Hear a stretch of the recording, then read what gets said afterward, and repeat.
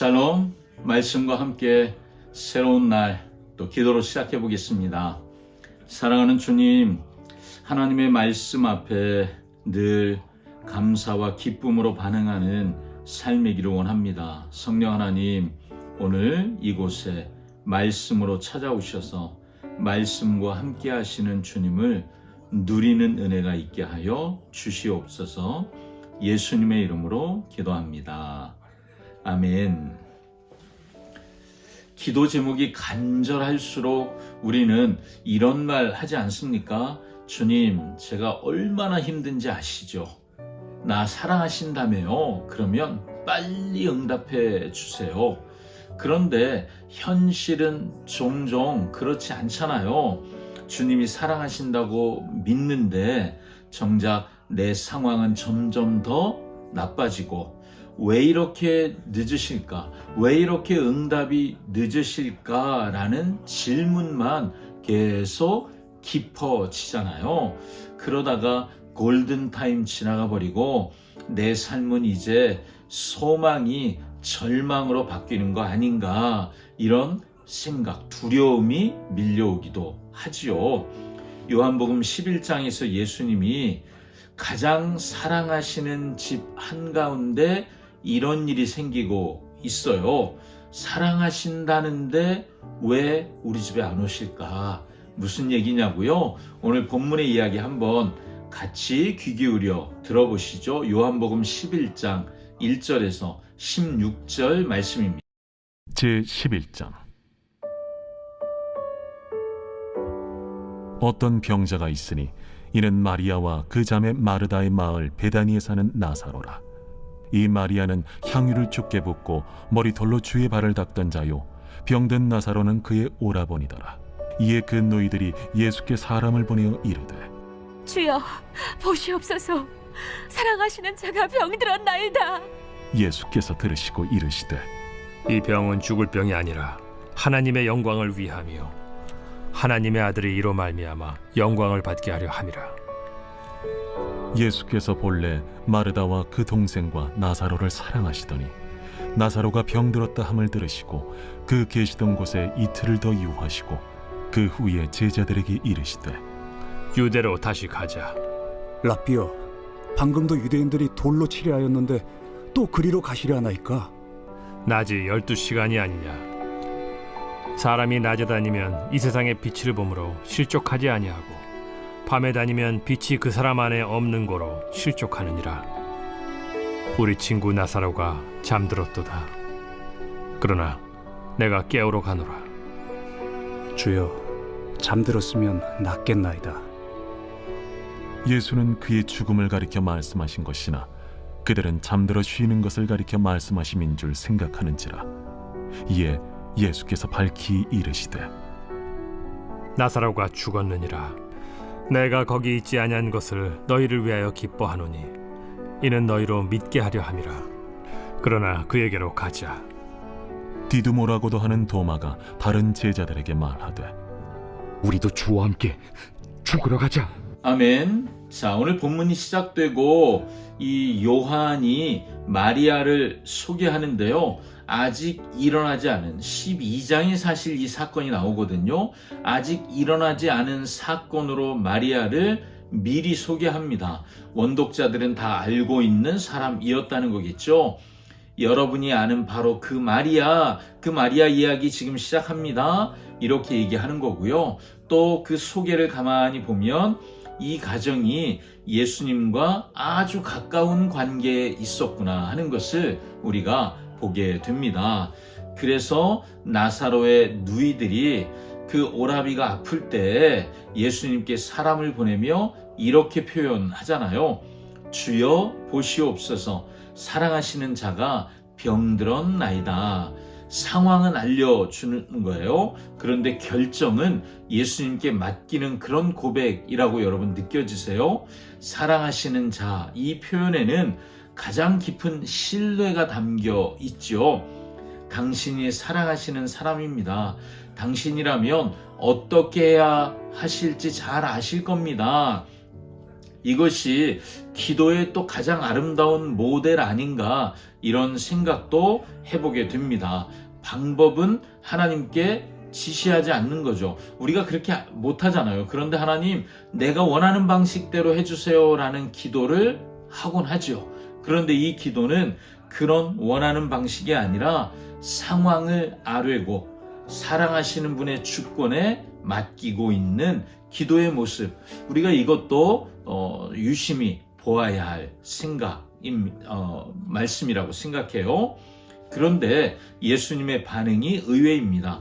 이 병은 죽을 병이 아니라 하나님의 영광을 위함이요 4절에 말씀하시잖아요. 표면적으로 보면 우리도 다 알지만 나사로는 곧 죽습니다. 그러면 예수님이 틀리신 것일까요? 아니죠. 예수님은 더 깊은 차원에서 말씀하시는 거예요. 이 병의 최종 목적지는 죽음이 아니라는 거예요. 하나님의 영광을 나타내는 것이 최종 목적지라는 거죠. 죽음이 일어나겠죠. 그렇지만 죽음이 끝이 아닙니다. 죽음이란 사건을 통하여 하나님의 영광이 드러날 것이다. 예수님은 그 말씀을 하세요. 5절은 이렇게 말해요. 예수께서 본래 마르다와 그 동생과 나사로를 사랑하시더니, 자 여러분, 사랑하기 때문에 즉시 떠나셨다. 이게 인과관계가 맞는 표현 아니겠습니까? 그런데 빨리 가신 것이 아니라 사랑하시기 때문에 지체하셨다는 말씀이 오늘 본문에 나오잖아요. 단순히 병고침을 넘어 죽음을 이기는 진짜 죽음을 생명으로 살리는 이 부활의 영광을 보여주시려고 더 큰 것을 주기 위해 예수님이 아픔을 참고 기다리시는 시간인 것을 여러분 보고 계신가요? 그렇다면 이렇게 이 본문을 읽을 수 있지 않을까? 여러분 한번 생각해 보세요. 사랑하기 때문에 머무르셨다라고 말이죠. 자, 이틀이 지나버립니다. 예수님은 이틀이 지나니까 유대로 가자. 근데 제자들이 기겁하죠. 랍비요, 방금도 돌로 치려고 했는데 또 가십니까? 이것이 제자들의 질문이에요. 죽은 나사로를 살리러 가는 길이잖아요. 그런데 그 길은 사실은 예수님이 자신을 죽음의 위협 속으로 들어가게 하는 길이기도 하구나 하는 것을 우리가 이 제자들의 대답을 통해 보는 거죠. 여러분, 예수님이 그냥 가시는 것이 아니라 예수님은 죽음의 위협을 감수하고 그 길을 가고 계시는 거예요. 그러면서 예수님이 이런 말씀을 하세요. 낮이 12시간이 아니냐. 사람이 낮에 다니면 실족하지 아니한다. 아직 밤이 오지 않았다는 거죠. 밤은 아마 이걸 상징하는 것 같아요. 예수님의 십자가의 죽음. 그런데 그건 아직 오지 않았어요. 하나님이 정하신 예수님의 부르심, 사명의 시간, 이건 낮이에요. 아직 십자가에 달리실 때가 아니에요. 그러니 나를 해칠 수 없다. 이런 확신이 예수님 가운데 있으신 거죠. 사명자는 사명을 다하기까지 죽지 않지요. 자, 예수님이 나사로의 죽음을 11절에 잠들었다 이렇게 표현하신 것 여러분 기억하시죠? 왜냐하면 예수님에게 죽음은 끝이 아닌 거예요. 아까도 말씀드린 것처럼 죽음이 최종 목적지가 아니에요. 그래서 예수님이 죽음을 깨우면 일어나는 잠자는 것처럼 말씀하시는 거죠. 제자들은 잠들었으면 곧 일어나겠네요. 이렇게 쉽게 생각하는 거예요. 예수님이 정확하게 가르쳐 주시죠. 나사로가 죽었느니라. 그리고 15절에 내가 거기 있지 아니한 것을 너희를 위하여 기뻐한다. 내가 나사로의 죽음의 현장에 있지 않았던 것이 기쁘다. 여러분, 나사로의 죽음을 기뻐하시는 게 아니죠. 그 다음에 이런 표현이 있으니까요. 이는 너희로 믿게 하려 함이라. 4절에 예수님이 뭐라고 표현하셨어요? 하나님의 영광을 위함이요. 지체하시는데 하나님의 영광을 위함이요. 자, 이게 연결되잖아요. 이 모든 과정에 목적이 있는데 그 목적은 믿음입니다. 하나님의 영광이 드러나고 그 영광을 통해 믿음이 자라는 것이 목적이라는 거죠. 도마는 비장하게 예수님의 이 말씀을 듣고 비장한 한 고백을 하지요. 우리도 주와 함께 죽으러 가자. 16절에요. 비록 도마는 믿음은 부족했습니다. 그렇지만 주님과 운명을 같이 하겠다라는 충성심은 대단했죠. 그래서 결과는 모르지만 상황은 두렵지만 그래도 주님과 함께 가겠습니다. 결단을 도마가 표현하고 있습니다. 완전한 이해가 되지 않아도 완전한 확신이 없어도 함께 가겠다는 결단. 도마의 고백은 이 결단, 어쩌면 그가 보여줄 수 있는 최선의 믿음은 여기까지였던 것 같습니다. 자, 여러분, 이 말씀을 지금 회당에서 쫓겨나고 고통 가운데 있고 핍박과 죽음의 위협 속에 있는 요한 공동체가 읽고 있습니다. 실제로 함께 신앙생활하는 동료들이 죽었습니다. 기도의 응답은 보이지 않습니다. 아무리 기다려도 그들이 핍박받고 또 고난당하는 것이 멈출 기미가 없어요. 그리고 그들은 느끼죠. 하나님이 침묵하시는 것처럼 느껴요. 자, 오늘 본문은 그들에게 세 가지를 가르쳐 주는 것 같아요. 첫 번째, 하나님의 지체는, 응답이 지체되는 것은 하나님의 무관심을 표현하는 것은 아니라는 거죠. 여러분, 우리의 삶도 마찬가지입니다. 응답이 지체되는 것이 하나님의 무관심이라고 생각하지 마십시오. 하나님의 시간표 가운데 우리는 있습니다. 두 번째는요, 죽음은 끝이 아니라 자는 것이다. 여러분, 이미 죽은 그 공동체 안에 이미 순교한 지체들이 있어요. 그런데 오늘 요한복음을 통해 말씀하시는 거죠. 그들이 영원히 사라진 것이 아니라 나사로가 잠들었던 것처럼 예수님이 깨우면 그 죽은 자들도 깨어날 것이라고 말씀하시는 거예요. 고난 앞에 어떤 믿음을 가져야 할지 말씀해 주시는 거죠. 세 번째는 도마처럼 너희도 함께 가라.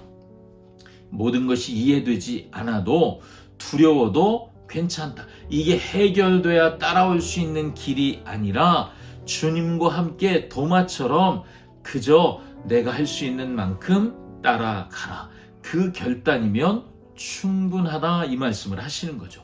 우리도 마찬가지죠, 여러분. 뭘 다 준비돼야, 다 믿어져야, 확신이 생겨야 주님 그러면 가겠습니다. 이게 아니라는 거예요. 여러분, 지금 주님이 나에게 말씀하시는 만큼 순종하시는 거예요. 우리도 그렇게 할 수 있잖아요. 예수님은 하나님의 영광의 도구가 되시는 분이잖아요.